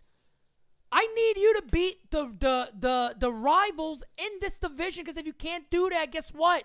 It's not worth it. It's not worth it. If but you can't beat that guy, it's not worth it. And he fucking says, after he gives up 2 home runs and a double, and I know he had a 3rd home run later in the game, but he gives up 2 home runs and a double to Vlad Guerrero, and like a fucking smartass, he says to the reporter, well, if you had a cap, you tip it to him. Why the fuck are you tipping your cap to Vladimir Guerrero? No fucking way does that happen. Garrett Cole. You know you should have tip your fucking cap to anybody. It's what we were begging for. You should have knocked his ass off the plate. What competition is that, Garrett? I thought you're a competitor. Who does that? You're Garrett Cole. You don't tip your cap to anybody. No, definitely not. Even Cone said it. Cone was like, yeah, I never would do that. Of course not. What happened today, Garrett? I got beat. Just shut. That's it. Just be quiet. That's simple. Oh, I tip my cap to never. Garrett. Never. Garrett, you want to know something, Garrett? Is Vladimir Guerrero top 10 player in the sport? Probably. I would put him up there. Easy. I would put him up there. Easy. Are you supposed to be a top 5 pitcher in this sport, Garrett Cole? Easy. Okay. Top 5. So if you're Garrett Cole, aren't you expecting to go out there and fucking get him out? And any other response other than I got beat, I'm pissed, I gotta be better is unfucking acceptable out of Garrett Cole? This isn't Nestor Cortez, who, by the way, shoved yesterday. Oh, also against Vladdy. Also against Vladdy, by the way. Right, he shut them down. Yep. Maybe I'm wrong about Nestor Cortez. Maybe I am too. I wasn't buying it. I'm not buying. I told you we raise our hands when we may be wrong, and it's early. But I said it. I said, look, I like him in the pen spot. Let Luis Gil get the spot. And number 5, Luis Gil has been a train wreck in AAA, and Nestor Cortez is arguably the best pitcher on the team. So I admit, hey, let him keep going. Let him keep doing it. You can't admit defeat. I don't care who it is. I don't care if they resurrected Mickey Mantle, Babe Ruth, Ted Williams, and name the 10 greatest players in the history of baseball, and you faced them. You're Garrett Cole. That's right. There's certain expectations when you take the mound. That's right. And I don't want to hear from anybody. His stuff was better. If you take out Vladimir Guerrero, he pitched a really good. Shut the fuck up. That's the same shit as expected. It doesn't exist. You can't do it. So you can sit there and go, hey, Garrett, I mean, besides those 2 homers, you had it today. I lost. Because, I know, but besides the 2 homers, I get it. I gave him up. If Jameson Taillon goes out there and gives up 2 home runs to Vlad Guerrero, and he goes, well, I just got to tip my cap to Vladimir Guerrero, you know what I say? You're Jameson Taillon. You pitched a pretty solid ball game against a really good team, and the best player in possibly this league beat you. Okay. That's fine. But I expect so much more out of Garrett Cole. Once Garrett Cole gives up a second run in a game, I'm deflated. Yeah, I agree. Once a second run crosses the plate when Garrett Cole's on the mound, I feel like somebody punched me in the fucking balls. Yeah. I just do. Yep, because that's what I expect out of him. We should not expect anything less. I saw some people in there going, 5 innings, it's not a bad start. If you're expecting that from Garrett Cole, pack it in. Give it up. Are we paying Garrett Cole to not be bad? Are we paying Garrett Cole to be okay? Are we paying Garrett Cole to be at the top of the sport? Easy. So when top he takes 3 Cy Young every year, he should be. No questions asked. When Garrett Cole takes this is the best way I can compare it. And I'm not saying he's Mariano Rivera, because Mariano Rivera is the best to ever do what he did in the sport. But 9 times out of 10, 9 times out of 10, you want to say, when Mariano Rivera took the mound, you could turn the TV off and go to fucking bed. Easy. Because you knew what the outcome would come was going to be. When Garrett Cole takes the mound, I should not have to watch the game. I should know that he went out there and pitched a fucking gem 90% of the time. And if the Yankees lost, it's because they lost 2-1. They lost 1-0. That's right. Not because he was the reason they lost. When you go out there and you're Garrett Cole and you give up 3 runs in less than 6 innings and the Yankees don't win, you're the reason the Yankees lost the game. That's right. I don't care who the fuck pitched. I don't care what the offense did. You did not do your job. You're not Jameson Tyone. You're not Nestor Cortez. There are certain expectations and standards you have to have when you're Garrett Cole. I'm sorry. You're right. You're right. There's nothing there to be sorry about or just say, it's okay. It's not okay. It's just not okay. Everybody in the chat knows this. If Garrett Cole isn't one of the top pitchers in baseball for the Yankees, they don't win. It's that simple. Garrett Cole was brought here because we finally needed an ace. We finally needed an ace. And now when we got him, we said, good, we have an ace. Now let's build around this. We got an ace here. And the Yankees' rotation has been solid. Luis Severino has looked amazing. We already talked about Nestor Cortez. He looks fantastic. But I'm sorry. I need Garrett Cole to be better than them. I need Cole to be better than them. Somebody just put this in here. I want to shout this guy out real quick. I don't know if I'm saying your name right. I think it's like Jirai Prince. Garrett Cole is not Pedro, which is all right, whatever. But he said, this is a good part. He's had some real diva moments with this team. And you know what? I agree with that. He really has. Honestly, if you're being fair, you can't deny it. No, you can't. He's had some real head scratchers with this team, and it makes you think, like, when he was in Pittsburgh, I got a lot of friends in Pittsburgh that give me good information if there's a Yankee thing that happens. I got a lot of good information on Holmes when they got him. And he told me when Cole came, he goes, Pete, you do know he's a bit of a head case. I go, what do you mean? He goes, he gets in his head a lot, and he's not the same guy when he does. And I'm seeing some of that with the Yankees. Is that I'm concerned a bit that either, I got in an argument with Francis about this, and there was a time with the whole Spider Attack incident with Brett Gardner, and he got angry. We don't know the whole story of what happened. And all that. I took Cole's side. I'm sorry. I admit I took Cole's side. Here's what I said about Cole, about in that situation. I said, you know what? I think this is a guy that's struggling with who he is. I think this is a guy who knows he benefited from it. And he doesn't know if he's the same guy. And that's my belief coming to the season. I didn't say nothing wrong about Cole coming in the year.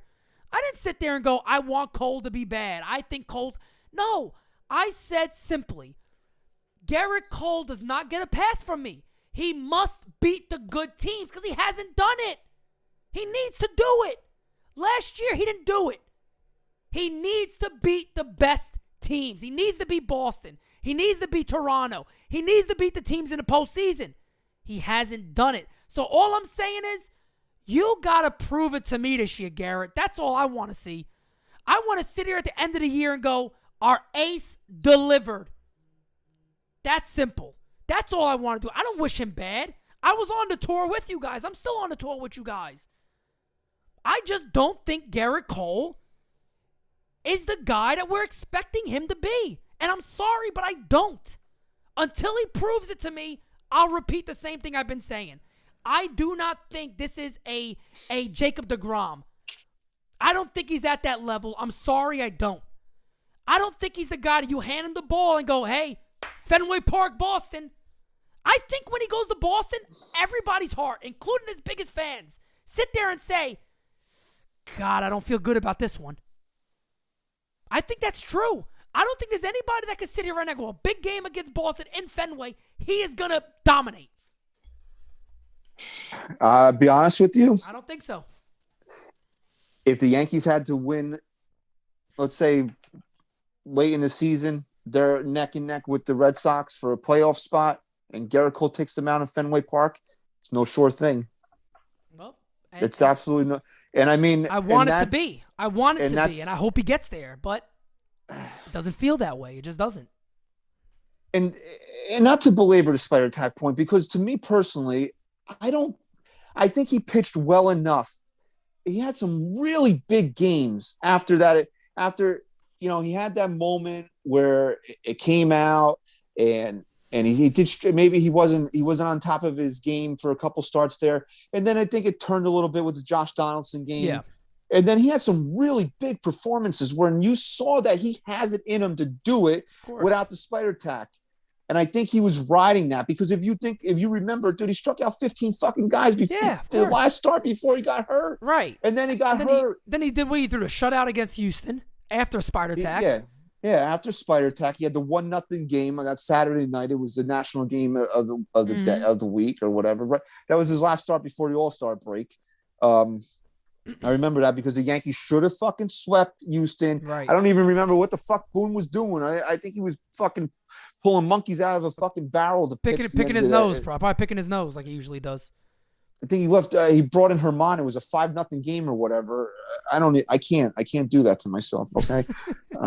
But I think he really, not to use a Boone, but I think he really turned the corner after starting with that Donaldson game, and then he got hurt. Right. And then, like you said, it gets in his head, and then he didn't trust himself after that. And I think now backed up without the spider tack and the injury and seeing how bad that he was after the injury, I don't think he trusts himself right now. He needs a big game tomorrow. I mean, it's the Tigers. I get it. So if he goes out there and gives us 7 innings, 1 run, 15 strikeouts, you're not going to buy it. I'm probably not going to buy it either. But at the same time, he fucking needs it for himself. He needs it.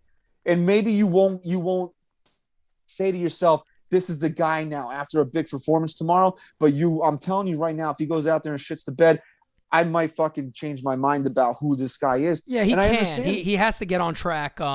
He has to get on track against Detroit. I mean, yeah, their lineup is a little better now. They're one of those teams that are. But Baez is on the injured list, so I mean, you don't have to worry about him. Baez is hurt. You got Torkelson. You got a few of the guys in there now where you're like, all right, fastball guys. They got a little bit of pop. They could still hit a home run fastballs. And look, the thing about Cole is the homer he's going to give up every now and then. It's about getting guys on base with him. That's the issue for Cole. He's going to give up homers. He's going to. It's the same thing with guys like Robbie Ray. Fastball pitchers give up homers. It's going to happen. Cole's always going to give up home runs. He always is going to do it. No matter how great he is. He can have a 2.10 ERA. He's going to give up 20 plus 25 homers in a season. It's probably going to be there. Yeah, absolutely. That's the type of guy he is. But you're right. He has to go out there and beat up. If he goes out there tomorrow and he does another 5-inning performance, 2 runs, 3 runs, it's really going to deteriorate this guy's mind, in my opinion, that maybe I need some. Maybe it's, I don't know. I'm not in his mind. I'm not around him. He looks very comfortable on the bench. He doesn't seem like a guy that's too concerned about much.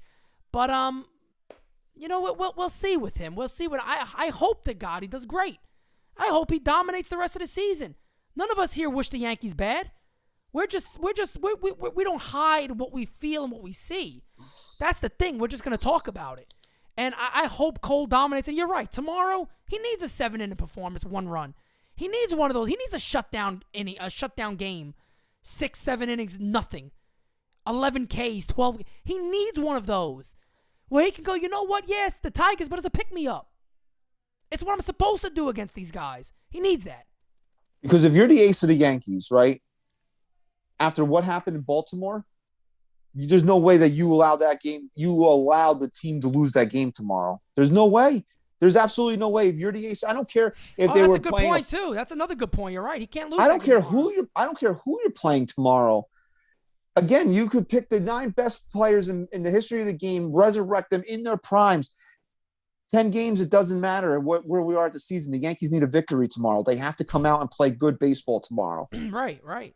If you're the ace of the staff, there's no way you allow yourself to be the reason.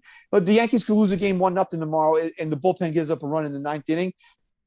That's fine. You want to know why? Because I can go to bed at least saying to myself, Garrett Cole wasn't the reason why the Yankees lost this game tonight. Correct. It's the same old shit. But you know what? Garrett Cole earned his fucking paycheck tonight because, again, like you said, it's the Tigers. But beyond the Tigers, the Yankees are in a position right now where they need a fucking big game. They need somebody to step up. They need somebody to step up offensively, and they really need Garrett Cole to fucking step up tomorrow. No and to close out the show here, somebody needs to step up offensively. His name is fucking Aaron Judge. No doubt. Okay? Big time. Aaron Judge needs to fucking put his big boy pants on this week in Detroit and wreck a fucking pitching staff. Yeah. Have one of those 3-game series where he hits 600, drives in 4 or 5 runs, has a couple home runs, where you fear Aaron Judge every time he steps up to the fucking plate. And I've been joking on Twitter every time he comes close. Well, maybe if he signed the extension, that ball would have went out. I've been joking about it, but it's also got some truth to it, that the fact that this guy, this is lingering over him, is affecting him, and you cannot tell me that it's not. That's why he wanted it done before opening day, because he didn't want to think about it. And then for whatever reason, he got too high and mighty, or he felt disrespected in the room, or whatever the fuck happened. Now it's still lingering over him, and you see it affecting him at the plate. Yeah, I agree. I think at some point, and that's when we talk about things like like pressure, as Rod Thompson with a super chat says, the biggest difference between Cole and CeCe was that CeCe was mentally tough. That could be it. That could be it. But we'll see.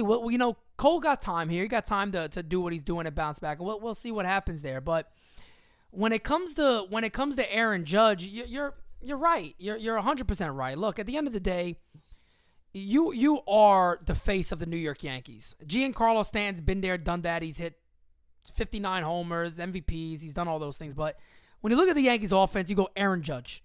Aaron Judge is the guy. It's that simple. It's why the whole contract situation was the biggest thing in New York. It's why we ripped Brian Cashman for coming out the way he did, called him a weasel, did all that stuff.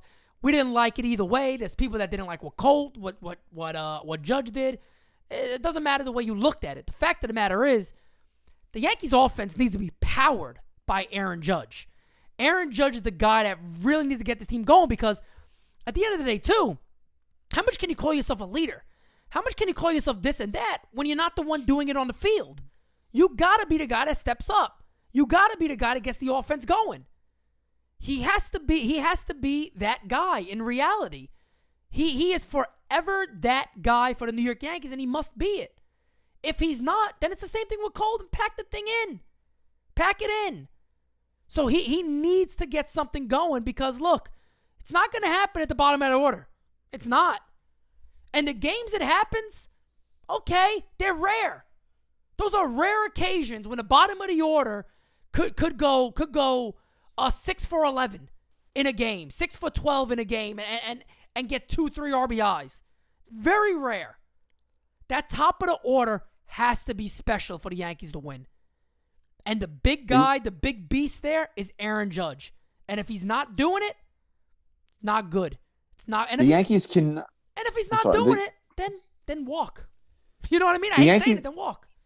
The Yankees cannot survive subpar seasons from Aaron Judge and Garrett Cole. No those are the two best players. Yep. They need to perform to the top of their capabilities, because this team isn't good enough to cover up them not being the best that they can be. Yeah, that's right. You're spot and look, on. Aaron Judge, I said this, I want him to be a Yankee for life. I doubt it's going to happen right now, because I just feel like, especially after what the fucking little weasel did, I think it ruffled a lot of feathers, and people are like, bad, yeah. I think it's worse than we even imagine.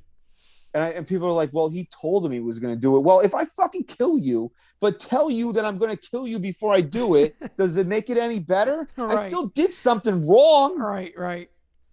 Like, you got kids, I got a kid. My daughter looks at me and she says, "Daddy, I'm going to fucking knock all your fucking DVDs over," and then does it. Well, I'd be like, well, you know what? You told me you were going to do it before he did it, so how can I be mad about it? You still did something you weren't supposed to do, just like the fucking Brian Cashman. Brian Cashman told him that because he wanted to call Judge's bluff and think that, hey, well, if I tell him I'm going to do it, he's going to sign the deal. And to Judge's credit, I guess you could say, he told him, go fuck yourself. Yeah, he did. He said, called his bluff. Go ahead, go do it. Go ahead.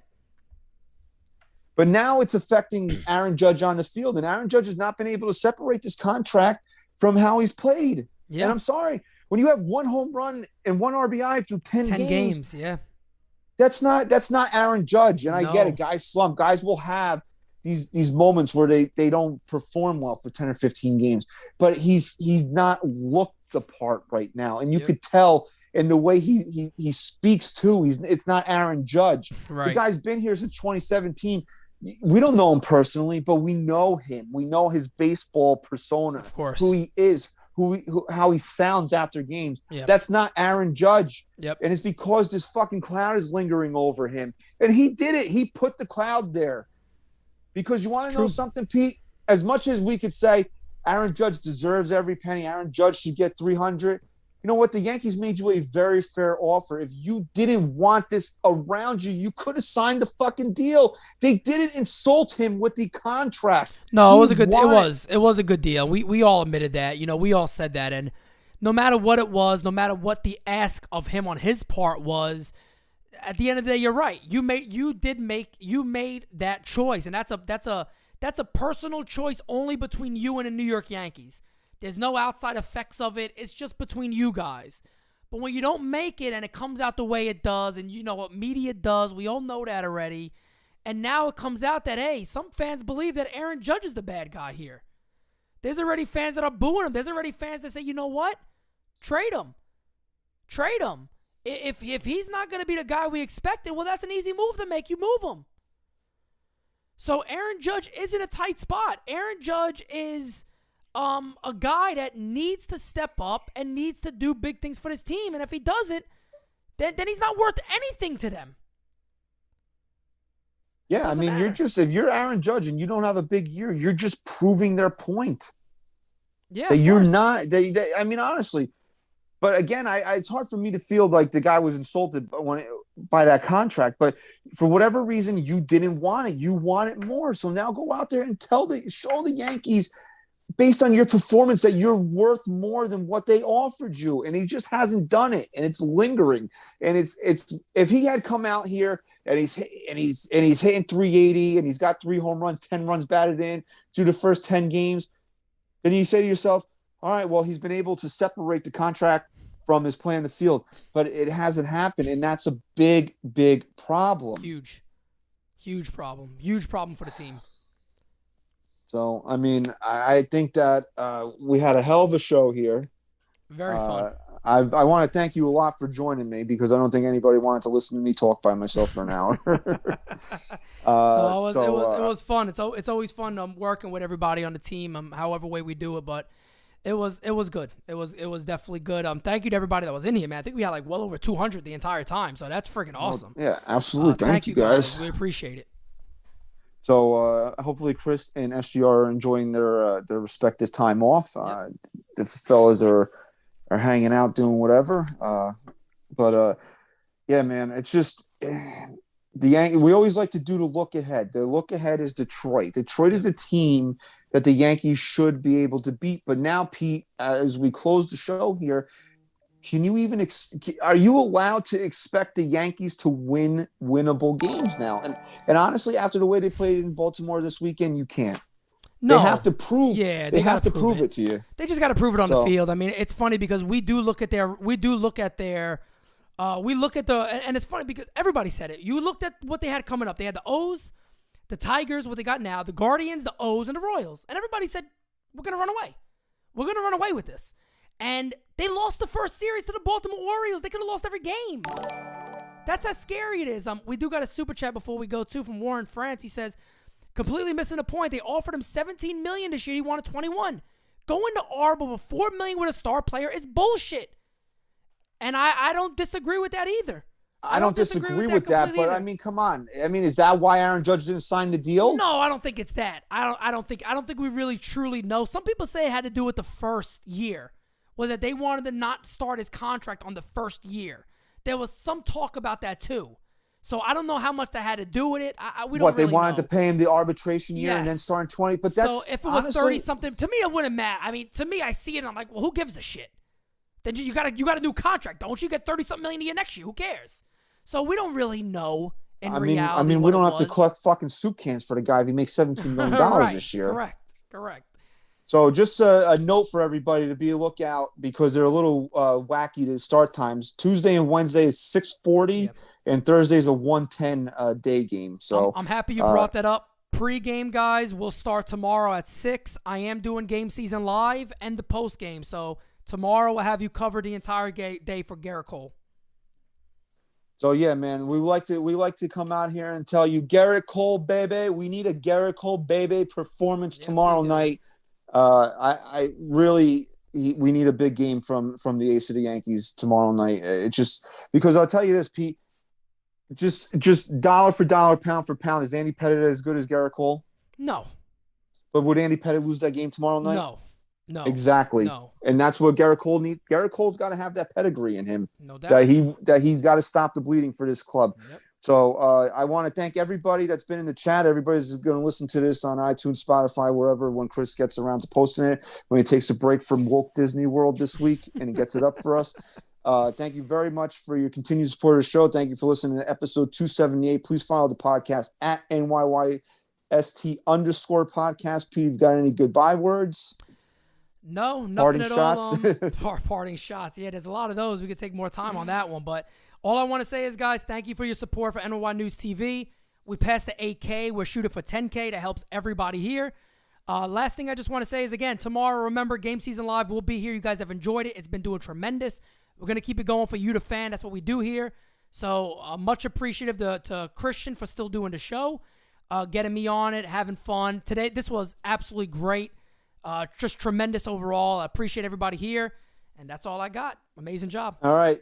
Pete, thank you very much. I'm allowed to tip my cap to you because I'm not the ace of the Yankees, but thank you very much for joining me. Thank you, everybody, for listening, and, have a good night. And as in the immortal words of SGR, go Yanks. Before it hits the front page.